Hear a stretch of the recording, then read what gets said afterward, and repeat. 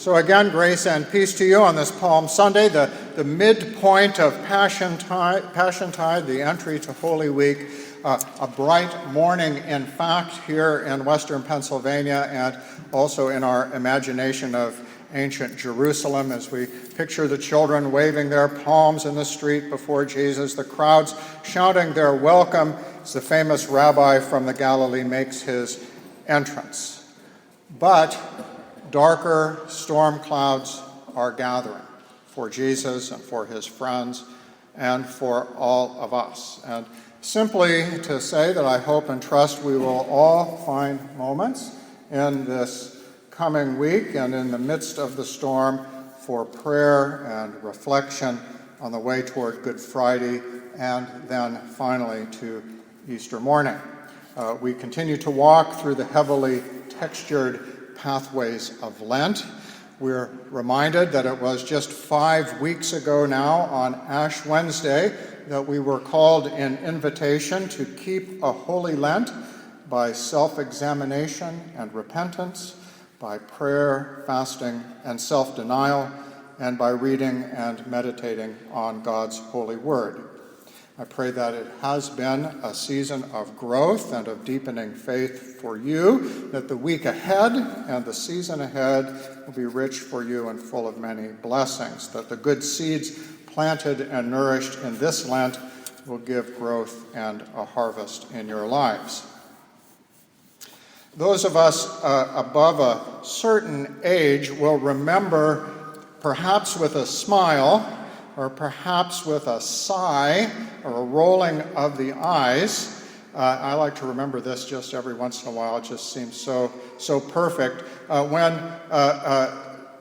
Attorney General John Mitchell, at the height of the Watergate scandal, the investigation of President Nixon and all that was going on then, commented on what was going on in his family and said about his wife, Martha Mitchell, who became quite a celebrity in her own right, that when the going gets tough, the tough go shopping.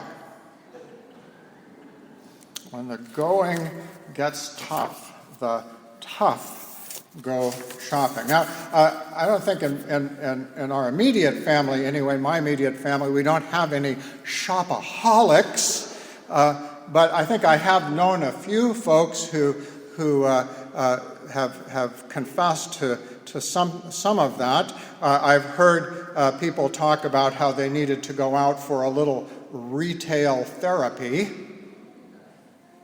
I get stressed when I walk into a shopping mall, but I understand others find that to be a very refreshing and relaxing experience. I guess each to his own.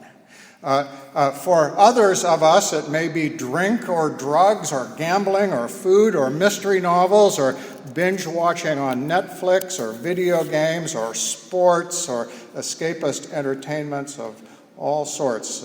Ways that we all have of kind of closing our eyes and holding our hands over our ears sometimes for a long period of time, sometimes just to create a little moment of reprieve and relief. And perhaps in the back of that time, remembering the title of that musical and movie from back in the 1960s, Stop the World, I Want to Get Off. Stop the world, I want to get off. Now, my friend Jay Geisler, who has spent many decades involved in ministries with 12-step organizations, has a little saying. They have a lot of little sayings in the 12-step movement, and the one he likes to say is, under stress, we regress. Under stress, we regress.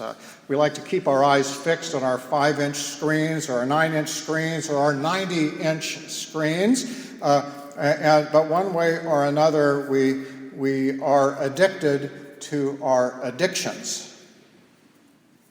And again, as they say in that 12-step movement, denial isn't just a river in Egypt. It's a river that flows through every neighborhood, every community, every home and family, touching each and every one of us. Denial. Here in the church, perhaps as we engage our religious imaginations, there is a desire to get out there into the churchyard for that champagne reception and egg hunt on Easter morning, to skip past this dark week, this last week of Lent that's long and slow and haunting and painful story, just as fast as we can. My teacher, one of my really great teachers in seminary, Dr. Massey Shepard, who was one of the key members of the Standing Commission on Liturgy and Church Music in the Episcopal Church back at the time of the development of what we now call the 1979 Book of Common Prayer. He talked about how the addition of this long Passion Gospel reading on Palm Sunday happened in the new prayer book. It followed some calendar revisions that had first been introduced some years before in the Roman Catholic calendar after Vatican II. But he said, we had to do it because hardly anyone goes to church on Good Friday anymore. We had to do it because hardly anyone goes to church on Good Friday anymore. It's a long story, isn't it? Our readers this morning, congratulations to them, and a difficult story. People always ask, couldn't we use one of the options to shorten the gospel reading? Make it a little easier. It just seems to go on and on and on, painfully, step by step, too long. Too long. But I guess to say in reply, when else are we going to hear it? It's not like taking a stroll through an art gallery with a glass of Chablis in one hand and a small plate of hors d'oeuvres in another, just to kind of enjoy some of the artistic, aesthetic high points. Sometimes for us it is a little easier to take something like the St. Matthew Passion when it's sung by a great choir in the music of J.S. Bach. Maybe it goes down a little easier in German or Latin. But even then, try as we might, it's difficult to digest purely as an aesthetic experience, as a work of art, so to speak. At least the more you listen to it, the more you think about it, you try, but it's just hard to pretty this story up. It's like a battlefield.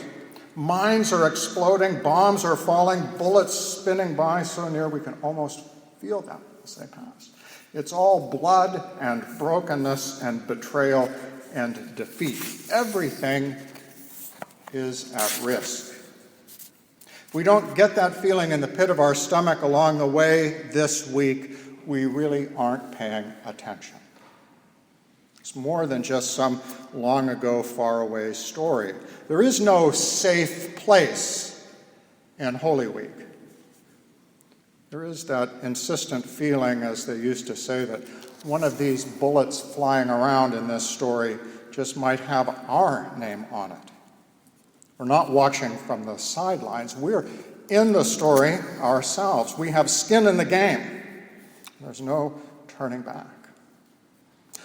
On Sunday morning out by the city gate, the crowd couldn't get enough of Jesus, but by Friday they were ready for him to be gone, gone, gone. And they didn't much care how that happened. Let's just get it over with. And perhaps over the centuries, not much seems to change. People are people. We are what we are and who we are. Palm Sunday, Good Friday, the sorrowful way, the Via Dolorosa.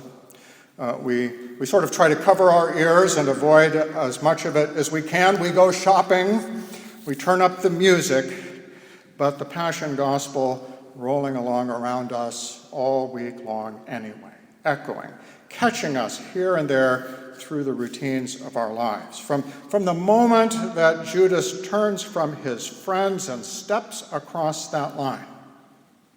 It's not just Romans against Jews here, or temple authorities silencing an upstart Galilean rabble-rouser. There are dark forces at work.